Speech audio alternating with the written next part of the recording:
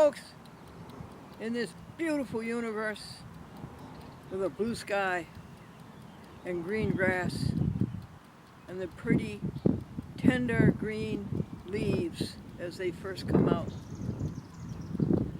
What a magnificent creation. And we'll never, never be able to intercept it or understand it. Never. But it doesn't matter because it has told us what to be.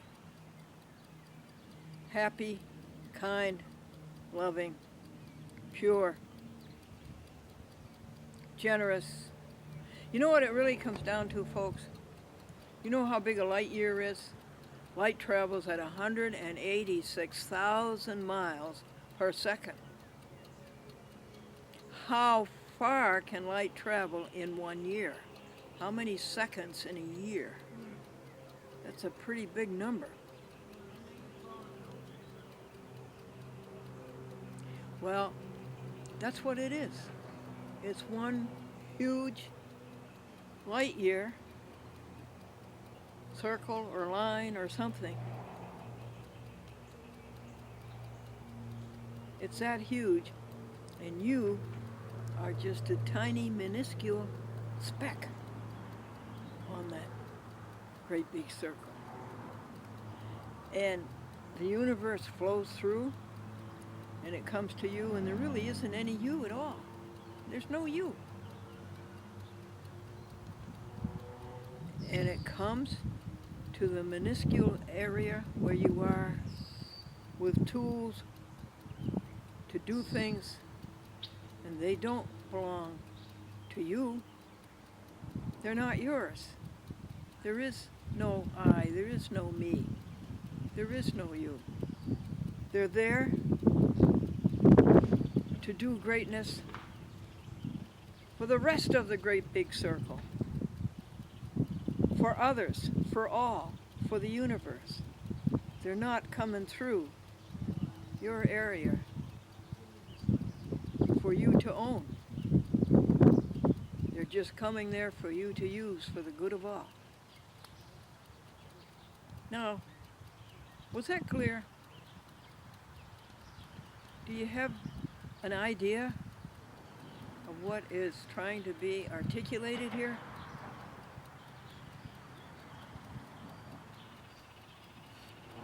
And it all fits in. When Christ says, I am in the Father and the Father is in me, it all fits in. When we hear about oneness, it all fits in. Because it's one. It's just one. There aren't any parts. There are areas. Well, anywho, this man had a talking dog, and he took the dog to Broadway to a booking agent to see if he could get some bookings. And he said, this dog talks. And the agent says, I don't want to hear it. This dog talks. Listen, Rover, what do you call it that you put over a house so you don't get wet when it rains? Rover said, roof. And the agent pushes him toward the door. No, listen, this dog talks. Rover, what's a tree got? What's it got in the ground to keep it from falling over? Rover said, roots. The agent's got him close to the door now and out of the office. And the man says, no, listen to this. Rover, who was the greatest baseball player of all time? And Rover said, roof. At this point, the agent pushes the dog and the man out the door, shuts the door and locks it. And as the man and the dog are walking down the hallway, the dog looks up at the man and says, I should have said DiMaggio.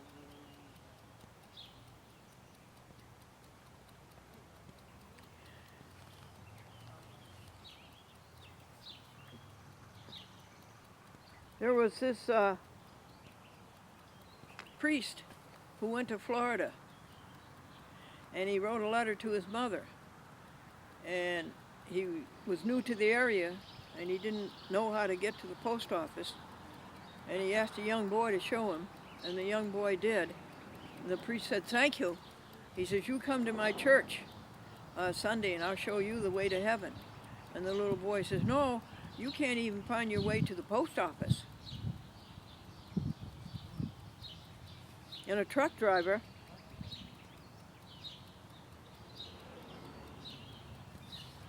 stopped at a truck stop to get something to eat.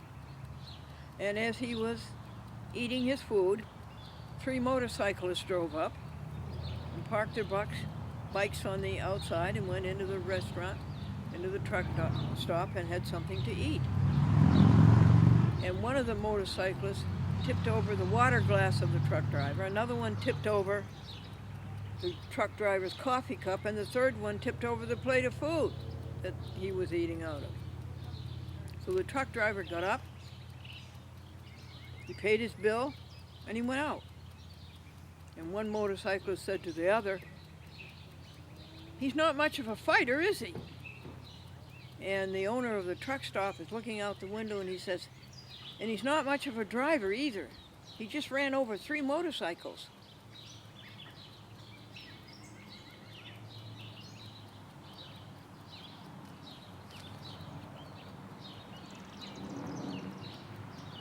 Harry is talking to God. And Harry says, "God, how long is 1,000,000 years to you?" And God said, "A second." Harry says, "Well, God, how much is $1,000,000 to you?" And God said, $10. And Harry says, "God, can I have $10? And God said, "Certainly, just a second."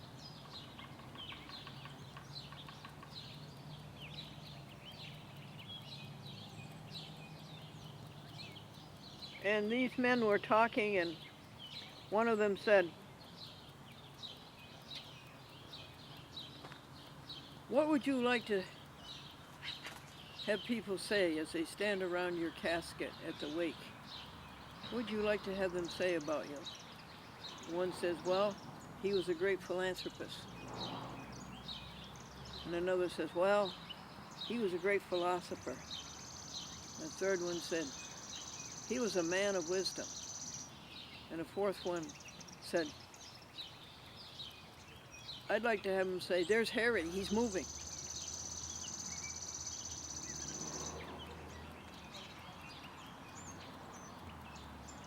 Well, let's see.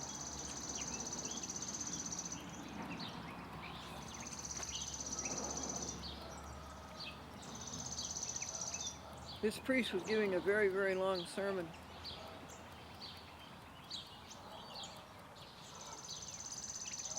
And a man in the back got up and left the church. And he came back again.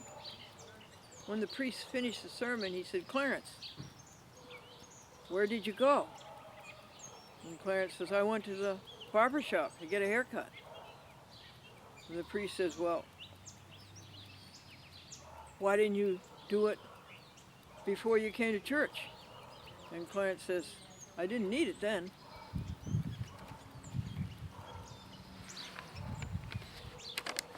You know, I kind of think that you're not going to make it with the universe, and you're not going to make it with happiness until you become a vegan. A vegan doesn't kill animals. A person cannot go on paying a grocery store, a butcher, somebody who works in a slaughterhouse, somebody who raises animals on a farm, and be happy. You can't cause all that cruelty and torture and agonizing to an animal, to its eventual tormented death, and be one with the universe, who made said animal. I know that's absolute. I don't think I've ever said anything absolute to you. But I'm just coming around to thinking that. You're never going to make it with God, the universe, and happiness unless you're vegan.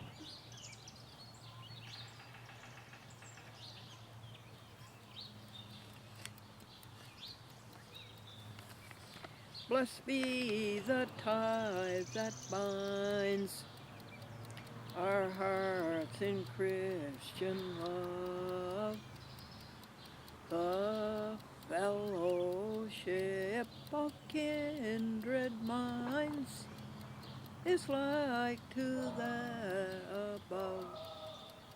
You notice how that song also fits in with the concept of the huge light year circle and our being a little tiny speck? We're bound to that. We're bound to the universe. We're bound that way. The fellowship is there. And all that comes in, is it for your use? No. No, it isn't for your use. It's for the use of others. Goodness and kindness and greatness and peace. I know so many clergy. I know so many ministers and priests. And they're all upset about something. They're always upset about something. They, of all people, should have the peace of God, shouldn't they? And I think Christ said it when he said, you'd better be better than the scribes and Pharisees if you want the kingdom of heaven. You better be better than that. To them we send pulses of peace, fulfillment, enlightenment, atonement. I have a problem petitioning God, petitioning the universe. I have a problem asking God for anything. Why? Well, God has given us so much by the riches of his grace, which he has given in abundance. God has given us so much. How can we possibly ask for more? What you see all around you right here, how could we possibly ask for more? I would like to see people have the enlightenment. I would like to have them see the joy of God in their hearts and minds. I would like that. But would I pray to God for that? I don't think so. I think God has done God's share. Well, what would you do then? I would petition the person. I would petition the person.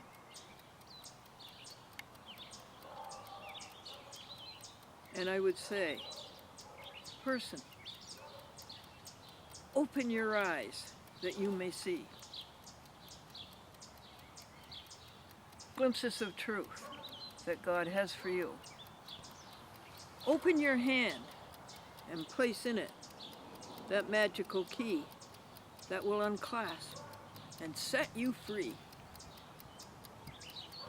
Person, silently now, you stand before God. Ready, your God, to hear. Open your eyes. Be illumined by the Spirit divine.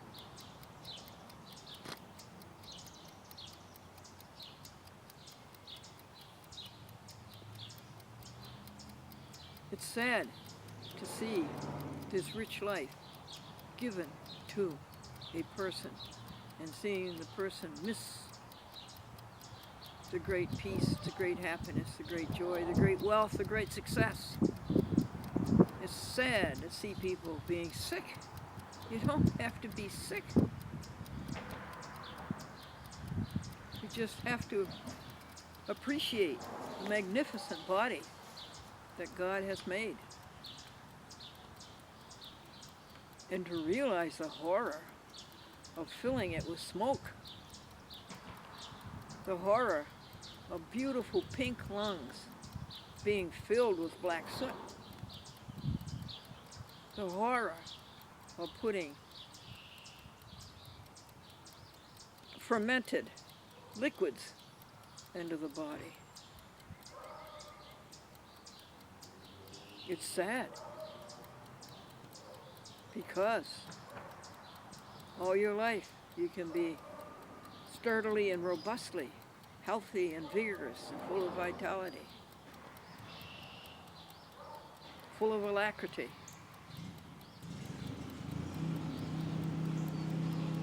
Just by eating right.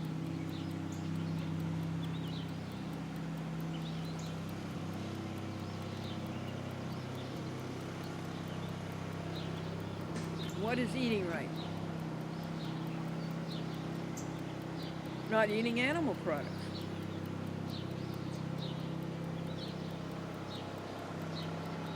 We have a Glendora vegetarian club. And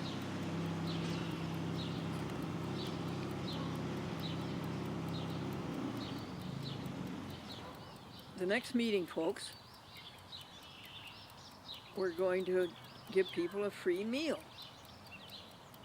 And there's 10 women have been kind enough to volunteer to make 10 vegetarian casseroles or dishes. Scallop corn, gourmet burritos, lettuce wraps,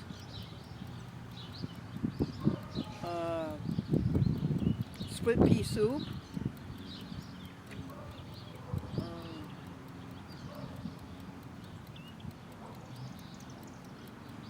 fried chicken, walnut fried chicken.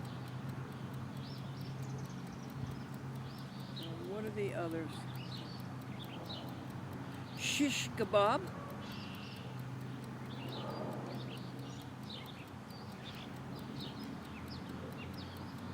Caribbean Jack burgers. And Ginny Palma is going to bring her own recipe. She's been a vegetarian for 70 years. And she, of course, has a magnitude of recipes that she has discovered. Why did she become a vegetarian? Well, she grew up on a farm, and she sat down at dinner table with her family, and there was Arnold on the table, her pet she loved. So she told her parents from then on she'd never eat meat again. A woman came into the library, I would say she was in her young 30s, and she says, I've been a vegetarian ever since I was 10 years old. Ever since our 5th grade teacher showed us a video of what is done to cows and pigs and hens and turkeys. I know in 1962, when I was on WRGB TV, General Electric, doing a children's show in Schenectady, the Albany area, New York, and we lived in Buffalo, I would come down on the train on Monday and go back on the train on Friday night. And Friday night, the train would stop about 7 minutes in Rochester. And I looked over at the other tracks, and there were these slatted cars, freight cars, and in them were pigs. Now it's bad enough to go across western New York in January walking. That you can hardly do.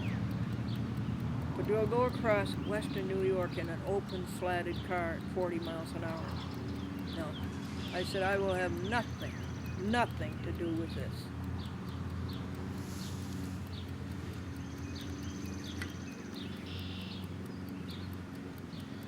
So, to this Glendora Vegetarian Club, people are invited to bring a plate, and we will fill it. And there's 10 dishes to choose from. And then there will be a $30 prize for the best vegan dish, a $20 prize for the best vegetarian dish, and $15 prize for second place for each of them. And the next Vegetarian Club meeting will be free hot dogs, and free hamburgers. And I will be using Morningstar Farms veggie dogs, and I'll be using Worthington Foods fry pats, which I think is the best vegetarian hamburger there is, and it may be vegan. Most of the things are vegan. They come very close to being vegan, except they use egg whites. Well, they don't have to use egg whites.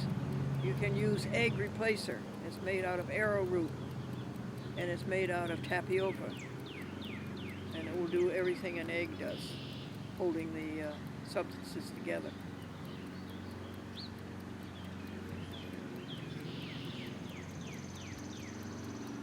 So the people can bring their plate, upper or lower, and enjoy a salubrious meal. Eventually, I want, of course, to get them all to be vegan. And the easiest and fastest way to go vegetarian, if you are a carnivore, if you have paid people money to go out and kill these sweet, innocent animals, the quickest way to become is to continue eating what you do now. The potatoes, the vegetables, the bread, whatever, and substitute the meat analogs for the meat. And there are over 100 of these meat analogs, folks. There's vegetarian turkey, vegetarian ham, vegetarian chicken, vegetarian hamburgers, vegetarian hot dogs, vegetarian roasts, meatballs, tender bits.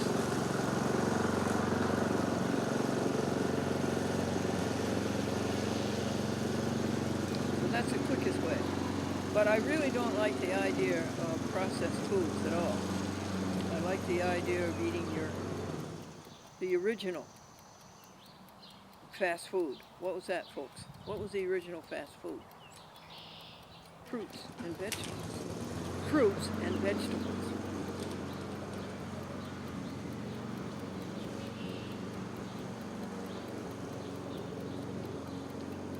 We will read things from the American Vegan Society magazine. You can be a benefactor of that group by donating $1,000. And I think they have the ultimate answer, because if everybody lived by ahimsa, which is harmlessness, it would take away the problem.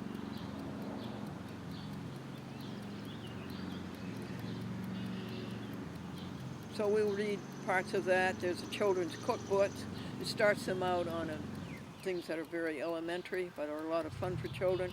Teaches them safety with knives, teaches them safety in the kitchen. Little children, starting them out with hummus and dips and carrot cake and things like that. And what is our mission statement? Well, our mission statement is simply stop this cruelty to animals,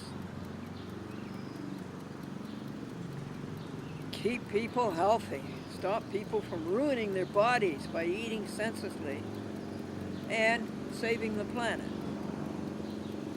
This meat industry has got so out of hand that raising all these poor little animals takes so much acreage for them to eat the grain, and then their excretions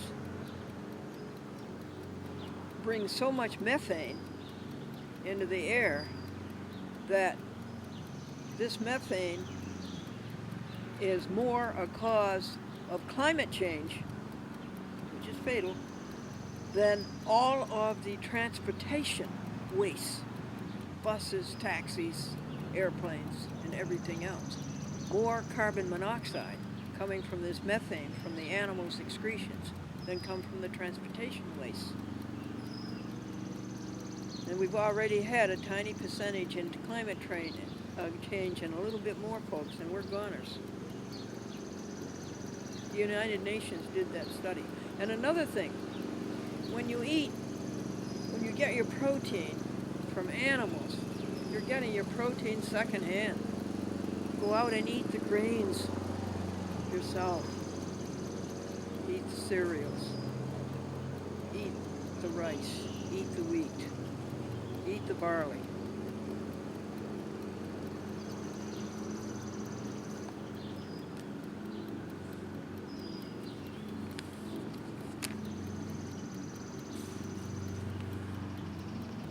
May thy rich grace impart strength to our fainting heart. Our spirit divine, oh, hear us while we pray. Take all our guilt away. Oh, let us from this day be wholly thine. What? Oh, let us from this day be wholly thine. See how it fits in with a great big light year circle? Wholly thine, not wholly mine, but wholly thine. Great, great, great big light year circle in which you are a minuscule speck.